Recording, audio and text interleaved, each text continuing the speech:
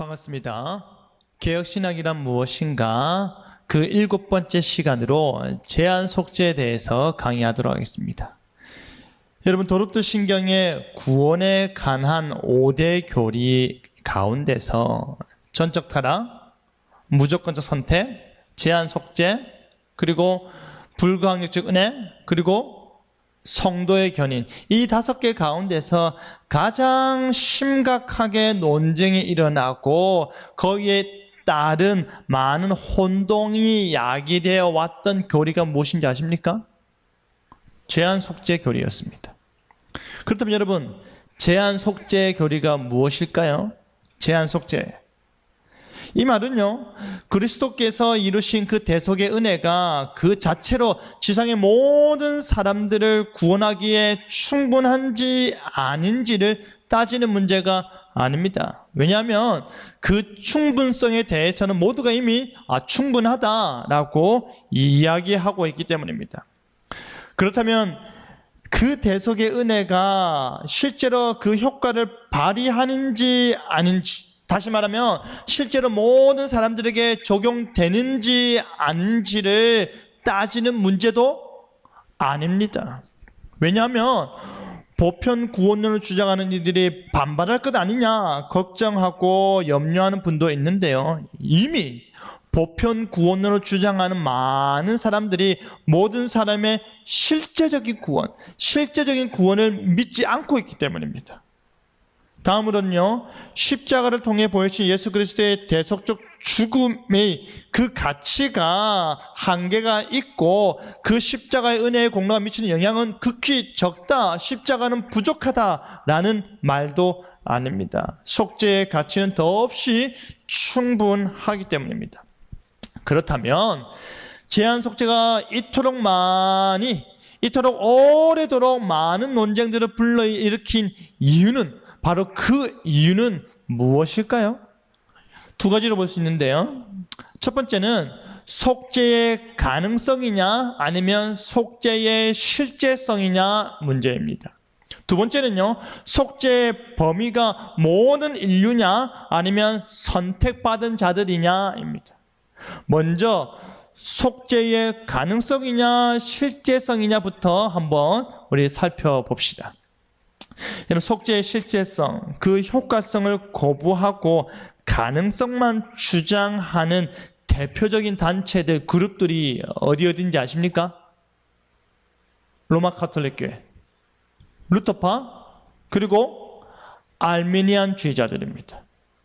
그들은요, 그리스도의 속죄는 우주적이고 보편적인 가치와 개념으로 간주하기 때문에 믿지 않는 자를 포함하고 이단을 포함하고 타 종교인들 다 포함하여서 모든 인간이 구원을 얻는다는 그런 말은 아니지만, 그리스도께서 모든 사람을 구원하고자 한 사람도 예외 없이 구원하기 위해 고난당하시고 죽으셨다라는 그 의미를 강조하는 것입니다. 하지만 인간의 무지로 인해서, 인간의 잘못된 선택으로 인해서, 인간의 어두운 영안으로 인해서 십자가에 드러난 하나님의 의도가 성취되지 않았다라고 보는 것이죠. 비록 그들이요, 그리스도의 대속의 가치는 충분하다에 동의를 하고 그리스도의 대속의 공로는 효과적이다에 동의한다 하더라도 예수님의 십자가는 모든 사람을 실제로 구원하시는 것은 아니고 다만 뭐만 확립해 놓았다? 구원할 가능성만 확립해 놓았답니다. 예수님의 십자가 죽음은 구원을 성취한 게 아니고요, 구원할 수도 있는 그 가능성만 성취하고 확립해 놓았다라고 합니다. 그렇기 때문에 실제적인 구원은 누구한테 달린 거겠습니까? 실제적인 구원, 인간에게 달린 것입니다. 인간 자신의 선택에 달린 것이 되는 것이지요. 구원받느냐 마느냐, 십자가의 죽음의 효력이 발휘되느냐 마느냐, 인간의 선택, 인간이 그것을 믿느냐 믿지 않느냐, 그것을 손에 쥐느냐 안 쥐느냐에 따라서 달라진다라는 것입니다. 하지만 그리스도께서는요, 구원을 가능케만 한 것이 아니라 그의 생명을 버려서 하나님께서 그에게 부탁하신 모든 택함 받은 자들을 실제로 구원하시는 것이지요. 그리스도께서 실제로 이미 하나님과 인간 사이의 불화를 어떻게 하셨습니까? 제거하고 화평케 하셨습니다. 화해케 하셨습니다. 회복된 자, 화목하게 된 자인 인간은 속량 곧 죄사함을 받았고 영원한 구원에 이르고 실제로 그 영원한 구원을 소유하고 있다라는 것이 성경이 우리에게 가르치는 것이죠. 그럼 둘째로요, 속죄의 범위에 대해서 한번 봅시다. 속죄의 범위를 모든 사람이냐 아니면 택함 받은 자이냐 이것을 따지는 것인데요.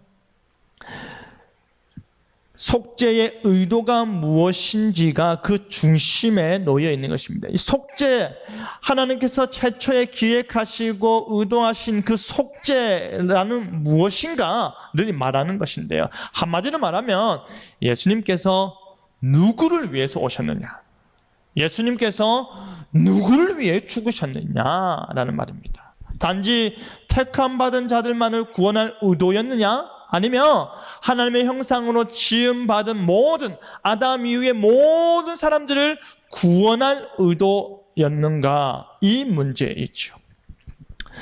모든 사람의 구원을 주장하는 자들은요, 하나님이 세상을 이처럼 사랑하사 하나님께서 그리스도 안에 계시사 세상을 자기와 화목하게 하시며 그는 우리의 죄를 위한 화목제물이니 우리만 위할 뿐 아니요 온 세상의 죄를 위하심이니라. 이와 같은 성경 구절을 통해서 그리스도께서 명백하게 세상을 위해 죽으셨다라고 주장합니다. 여러분, 여기서 말하는 그럼 세상은 무엇이겠습니까? 여기서 말하는 세상, 모든 인류를 말하는 것이죠. 그런데 여러분, 예수님께서 실제로 모든 사람들에게 생명을 주시고 만민을 한 명도 누락되지 않고 구원하신다라는 것은 설득력이 떨어질 수밖에 없는데요. 왜냐하면 아까 말을 했듯이 보편 구원론을 주장하는 자들의 주장을 넘어서는 것이기 때문입니다. 그들의 믿음을 넘어서는 것이기 때문입니다. 여기서 말하는 세상은요, 로마서에서 말하고 있듯이 그 세상, 교회를 지칭하는 말로 이해하는 것이 보다 성경적이다라는 것입니다. 그뿐 아니라 그리스도께서 모든 사람을 위해 죽으셨다라고 진술할 때요, 여기서의 모든 혹은 모든 사람은 아담 이후에 태어난 모든 인류를 포함하는 말이라면 그 말이 곧 모든이라는 말이 아담 이후의 모든 인류를 하나도 빠짐없이 다 포함하는 말이라면 그 모든 사람들의 구원이 예외 없이 적용되어야 하는데요. 근데 이와 같은 용어들은요, 본문에서 의미하는 것 바와 좀 다르다라는 것이 우리가 가져야 되는 의문입니다. 그리스도의 구원이 유대인들만을 위한 구원이라는 이스라엘의 잘못된 개념을 교정시켜주기 위해서 그 모든이라는 용어를 사용하고 있다는 그 문맥을 우리는 놓치면 안 되는 것입니다. 그뿐 아니라 그리스도의 죽음이 예외 없이 모든 사람을 위해서 죽은 것이 아니다. 그렇다고 해서 유대인 너희만을 위해서 죽은 것도 아니고 하나님의 택함 받아 이방인 가운데 속하 있는 그 자들을 위해서도 죽으셨다라고 할 때 모든을 일컫는 말입니다. 그렇기 때문에 이와 같은 본문들 역시도 그리스도 안에 있는 모든 사람들로 이해하는 것이 보다 성경 전체와 조화를 잘 이룬다라는 것이죠. 성경 전체를 통해서 볼 때에 모든이라는 용어는 그리스도 안에 있는 모든 사람들로 이해하는 것이 보다 낫다라는 것입니다. 하나님께서 창세전에 구원하시기로 선택한 자들을 위해 그의 아들을 보내셨지요. 그리고 그 예수님께서, 하나밖에 없는 그 예수님께서 십자가 죽음을 통해 아버지께서 자신에게 맡기신 자들을, 오직 선택된 자들을 위해서 죽으심으로 말미암아 어떻게 하셨습니까? 그들을 구원하셨다입니다. 그렇다면 이제 개혁신학의 입장에서의 그 그리스도의 속죄의 의미를 살펴보겠습니다. 첫째로 그리스도의 속죄는 하나님의 계획 안에서 바라보아야 한다라는 것입니다. 여러분, 인간을 구원하고자 하는 하나님의 계획을 하나님께서는 성취하기 원하십니다. 만약 자신의 아들을 내어주시면서까지 인간을 구원하고자 하셨고 모든 사람들의 구원이 하나님의 의도였다면 바로 그 하나님의 구원 계획은 인간의 무엇으로 말미암아 실패하게 되는 것입니까?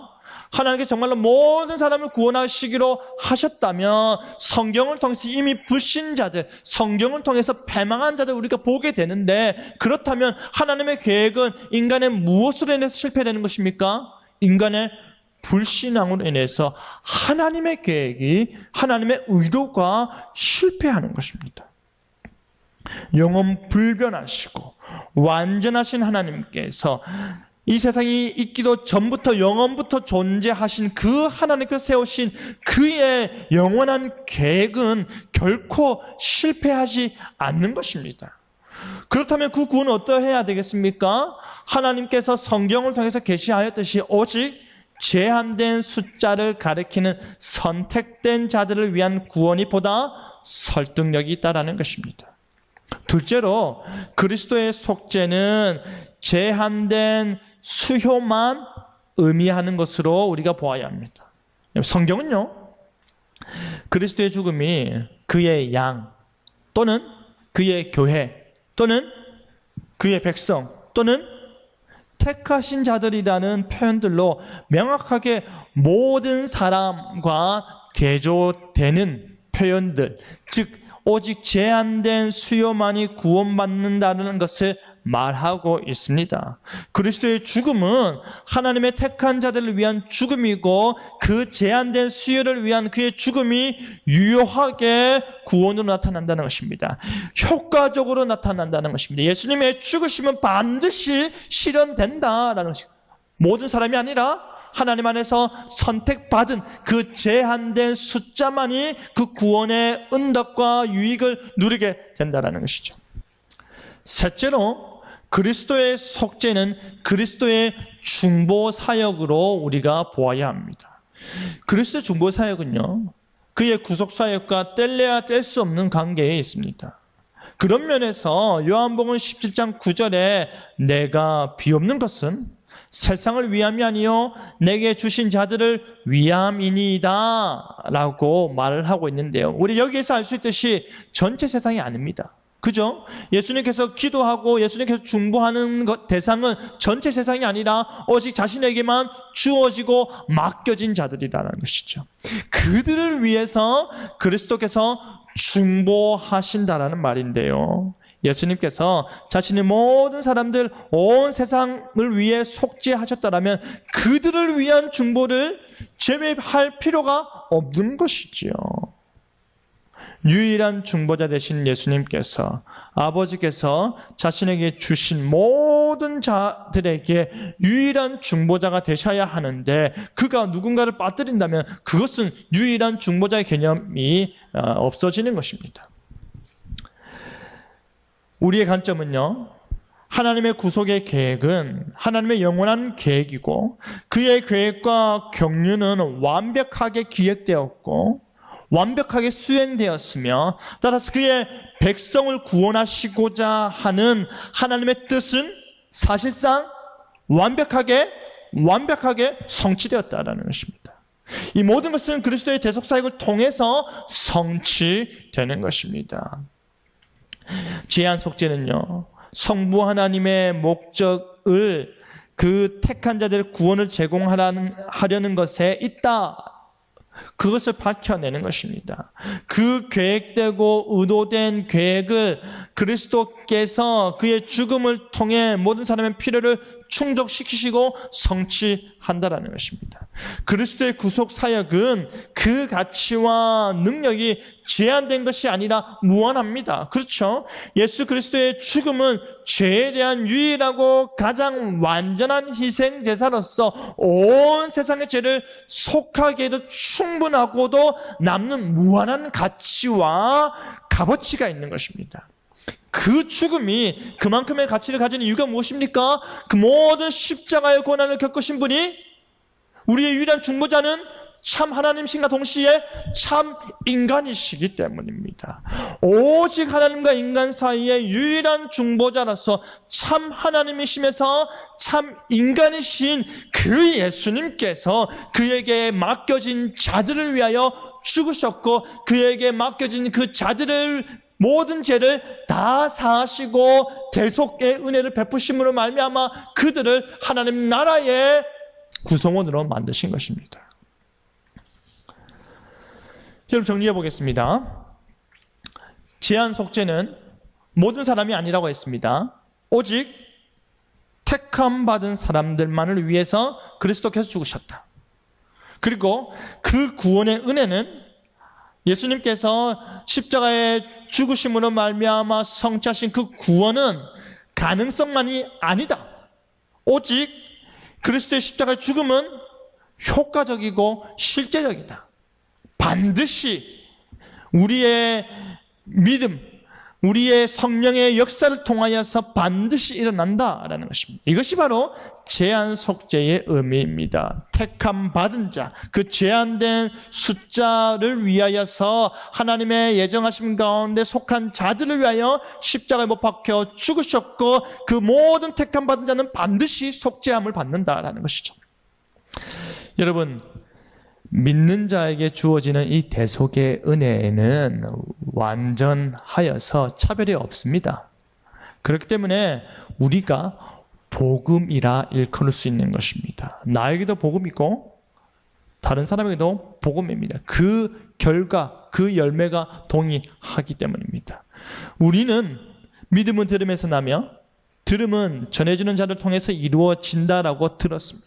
그렇기 때문에 전해주는 자가 없는데 어떻게 듣고 어떻게 믿고 어떻게 구원받으리요? 라고 사도 바울이 이야기하고 있는 것입니다. 충분하고도 충분한 그리스도의 대속의 가치는 복음을 믿고 회개하는 자에게 주어지는 것입니다. 성령께서 하나님의 택함 받은 자들을 때가 되었을 때 그들을 부르시고 그들을 중생케 하시고 그들에게 이신칭의 은혜를 누리게 하심으로 말미암아 그리스도의 대속의 은혜가 그 가치가 충분히 우리 안에 실현되도록 하신다 이 말입니다. 그리스도의 대속의 가치는 모든 사람들에게 충분하지만 그 모든 사람들에게 효과적이지 않는다라는 것입니다. 그리스도의 희생제사는 어떤 흠이나 불충분함이 있는 것이 아니다라는 것입니다. 하나님의 주권적인 의지이며 하나님의 기뻐하신 뜻에 모든 택함 받은 자만이 구원을 받아 누릴 수 있다라는 것입니다. 제한 속죄란 오직 택자만이 속죄의 은혜를 받는다라는 것인데 그 은혜가 우리에게 있음에 그 택자가 바로 나임에 내가 그 대속의 은혜를 누림에 감사하시길 바랍니다. 나의 조건 충족의 행동이 아니라 오직 은혜로 말미암아 내가 택함 받아 그 속죄 은혜를 누린다는 것 자체, 내가 그 택자에 들어가 있다는 것 자체에 감사해야 될 것입니다. 이상으로 제한 속죄에 대해서 강의를 마치고 다음 이 시간에는 불가항력적 은혜에 대해서 강의를 이어서 하도록 하겠습니다. 감사합니다.